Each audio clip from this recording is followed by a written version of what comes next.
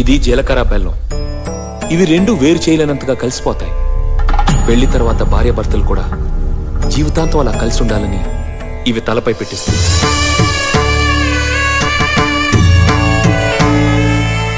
ఇది మంగళసూత్రం. మంగళం అంటే పవిత్రత, సూత్రం అంటే తాడు.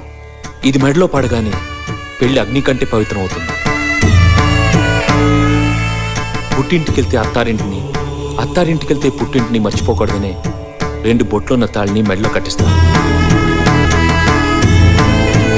తలంబ్రాలంటే తలపై నుండి రాలిపడేవి.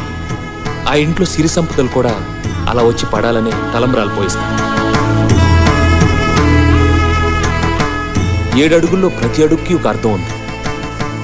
ఒకరి వెంట ఒకరు 7 అడుగులు నడిచి 6వ ప్రాణంగా 5వ తనాన్ని మూటగట్టుకొని 4 దిక్కుల సాక్షిగా 3 ముళ్ల బంధంతో 2 జీవితాలు ఒకటయ్యేదే పెళ్ళంటే.